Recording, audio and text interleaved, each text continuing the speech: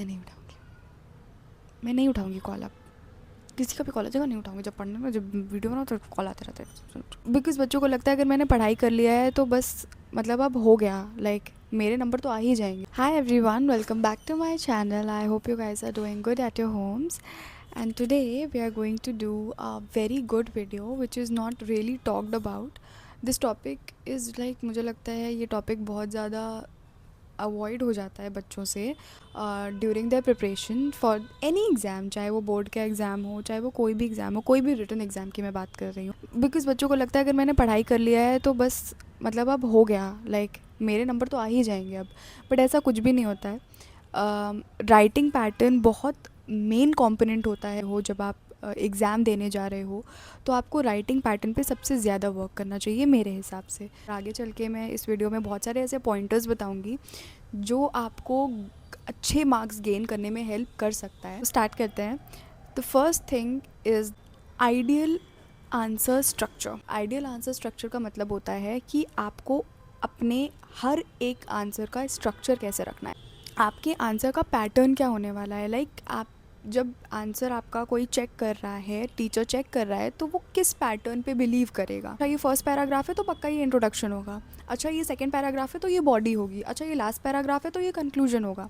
ऐसा ही तो कुछ एक्सपेक्ट करेगा ना। बट कुछ बच्चे यहाँ पर ये गलती कर देते हैं कि स्टार्टिंग में ही कुछ भी अनाप शनाप लिखने लग जाते हैं, स्टार्टिंग में ही बॉडी लिखने लग जाएंगे, स्टार्टिंग में ही लिखने लग जाएंगे कि as as an example I am telling you a question. मान लो मैंने क्वेश्चन दिया व्हाट इज़ राइटिंग पैटर्न, मैंने क्वेश्चन दिया व्हाट इज़ राइटिंग पैटर्न। अब बच्चों को ये करना है कि पहले आपको समझाना है कि राइटिंग पैटर्न होता क्या है। आप लोग क्या कर रहे हो कि सबसे पहले राइटिंग पैटर्न के पॉइंटर्स देने लग जा रहे हो। राइटिंग पैटर्न में ऐसा ऐसा करना होता है, ऐसा ऐसा करना होता है, और बीच में कहीं पर ये डाल दिया कि अगर ऐसा नहीं करोगे तो तुम्हारे साथ ऐसा हो जाएगा, बात ख़त्म। बट आपने एग्जामिनर को ये तो समझाया ही नहीं कि राइटिंग पैटर्न होता क्या है। आपने ये तो बताया ही नहीं कि आपको राइटिंग पैटर्न के बारे में नॉलेज है। इंट्रोडक्टरी पैरा जो होता है वो बहुत इंपॉर्टेंट होता है मेरे हिसाब से। इंट्रोडक्शन से ही जो चेक कर रहा है आपकी कॉपी वो समझ जाता है कि आपको कितना और क्या पता है। फॉर एग्ज़ाम्पल अगर मैंने आपको क्वेश्चन दिया है व्हाट इज़ राइटिंग पैटर्न और आपने अच्छे से एक्सप्लेन किया है कि राइटिंग पैटर्न क्या होता है, राइटिंग पैटर्न का डेफिनेशन दिया है, राइटिंग पैटर्न क्यों इंपॉर्टेंट होता है ये दिया है, एंड एवरीथिंग उस एक पैराग्राफ में दिया है, तो जब वो सामने वाला एग्जामिनर उस चीज़ को पढ़ेगा तो वो कहेगा इसको तो बहुत कुछ आता है, इसको तो राइटिंग पैटर्न क्या होता है कितने अच्छे से एक्सप्लेन करना आता है। तो एग्जामिनर जब आपका नीचे के पैराग्राफ्स पढ़ेगा ना तो आपके एग्जामिनर के मन में आपके लिए ऑलरेडी एक इमेज बन चुकी है कि इसको राइटिंग पैटर्न के बारे में पता है। तो अगर आप नीचे कुछ भी लिखोगे, अपनी बॉडी में कुछ भी लिखोगे, तो बहुत हाई चांसेस हैं कि एग्जामिनर उसको बहुत क्लियरली अच्छे से नहीं पढ़ेगा। जो टीचर है वो बहुत अच्छे से मतलब नहीं पढ़ने वाला है उसको, बिकॉज़ उसको आपके फर्स्ट पैराग्राफ से ये पता लग चुका है कि आपको इसके बारे में पता है। तो आप समझ सकते हो कि इंट्रोडक्टरी पैरा कितना ज़्यादा इंपॉर्टेंट होता है when you are writing a answer. Then when you are writing an answer, then तो जब आप बीच की बॉडी लिख रहे हो वहाँ पर आप फ्री होते हो।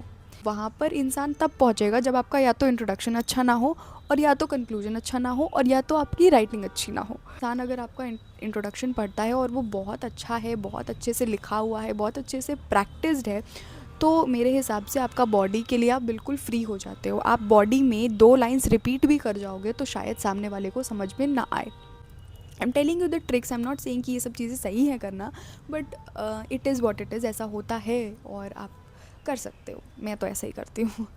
तो बॉडी जब आप लिखने जाते हो और आपको लग रहा है कि नहीं नहीं इतने वर्ड्स का आंसर लिखना है, मान लो मुझे 151 वर्ड्स का आंसर लिखना है, और आप बॉडी में ना कुछ कुछ भी लिख रहे हो, लाइक आपने कुछ तो फैक्ट्स डाले हैं ऑफ कोर्स, ऐसा भी नहीं होना चाहिए कि आप बिल्कुल ही अलग ही घुस गए हो कहीं पे भी, बट आप कुछ तो लिख रहे हो, लेकिन आप चीज़ों को रिपीट कर रहे हो, सेम लाइन को रिपीट कर रहे हो, ऐसे ऐसे कर रहे हो बॉडी में, तो आप फ्री हो जाते हो क्योंकि आपने इंट्रोडक्शन अच्छा दिया है। बट ऐसा मत समझ लेना कि बिल्कुल ही फ्री हो गए कि मतलब कुछ भी लिख दिया, 4 लाइन एक बार रिपीट ही कर दी, 4 लाइन सेम लाइन लिख दी, ऐसा भी कुछ नहीं होता है। बट ऑफकोर्स अगर आपको देख रहा है कि आपके पास ज़्यादा कंटेंट नहीं है तो आप एक लाइन को डिफरेंट वे में रिपीट कर सकते हो, ऐसा सब करते हैं, और I think that is how you manage the word limit of your answer.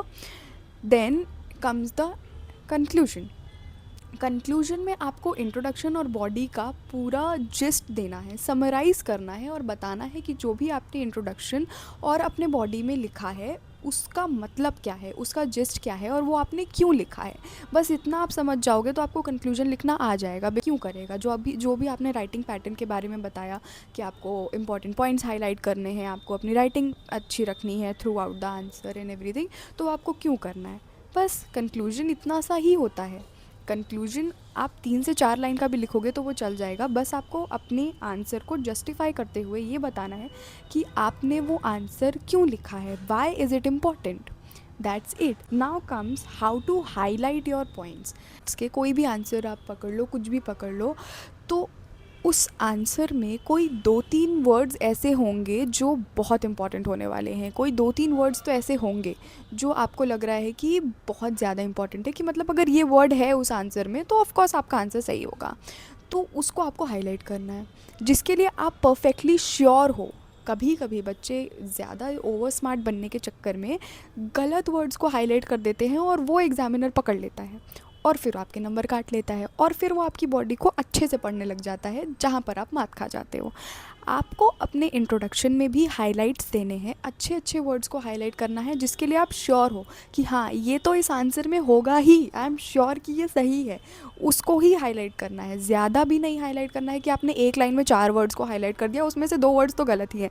तो मतलब वहाँ पर एग्जामिनर पकड़ने लग जाता है कि मतलब इसने ये वर्ड तो यहाँ पे नहीं होना चाहिए, अब तो इसका आंसर पढ़ो।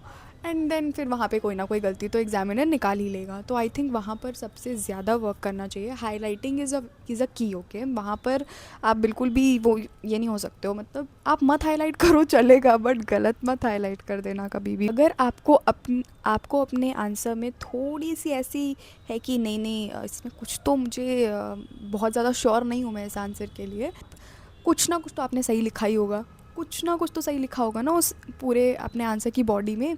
तो जो भी आपने सही लिखा है उसको हाईलाइट कर दो, तो जिससे एग्जामिनर उसको देखे कि अच्छा ये हाईलाइट है, हाँ हाँ ये तो सही है, ये सही है, ये सही है। एंड देन वो आपकी बॉडी को अच्छे से डीपली नहीं पढ़ेगा आपके आंसर की बॉडी को, which is a great sign to get good marks. Because जब आपके आंसर्स ऑलरेडी हाईलाइट होते हैं तो एग्जामिनर के लिए वो बहुत ज़्यादा ईजी हो जाता है, बहुत ज़्यादा ईजी हो जाता है कॉपी को चेक करना, क्योंकि उसको आपके आंसर्स को डीपली पढ़ना नहीं पड़ रहा है और उसे आपके हाईलाइटेड पॉइंट से समझ में आ जा रहा है कि आपको आंसर आता है कि नहीं आता है। Then the next point that I want to clear and then I want to say is that do not repeat. Do not repeat so many things. Do not repeat so many lines. वो लोग ऐसा लिखते हैं कि मैंने लिखा है what is writing pattern, मैंने पूछा है तो उसमें लिखेंगे writing pattern is very important, writing pattern is very important, writing pattern is very important. ये ही लाइन तुमको 4-5 बार मिल जाएगी पूरे ही आंसर में, 4-5 बार तुमको ये लाइन मिल जाएगी। तो ये बहुत ज़्यादा इरिटेटिंग होता है, बिकॉज़ जो ऑब्वियस लाइंस होती हैं ना वो कोई भी एग्जामिनर या कोई भी टीचर नहीं पढ़ना चाहता, नहीं सुनना चाहता। तो ऑब्वियस लाइंस को ना थोड़ा सा कम लिखो। Writing pattern is very important, ये बताने के और भी तरीके होते हैं। रिपीट करो आप, ऐसा नहीं है कि मतलब आप वर्ड लिमिट को एक्सीड करने के लिए, मैं भी बहुत रिपीट करती हूँ, बट ऐसा ऑब्वियस पॉइंट्स को मत रिपीट करो कि वो चीज़ बिल्कुल इरिटेटिंग हो जाए। सबको पता है writing pattern is very important, that is why there is a question. तो वो सब चीज़ें ना थोड़ी सी अवॉइड करनी चाहिए। आउट्रो शूट करना ही भूल गई थी। So I hope you guys like that video, और आप भी बताइएगा आपको कैसी वीडियोज़ नेक्स्ट चाहिए और मैं ट्राई करूँगी कि मैं आपके लिए बनाऊँ।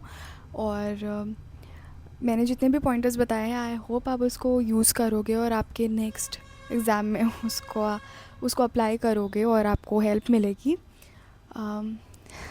Yes, that's it, bye bye, have a good time studying.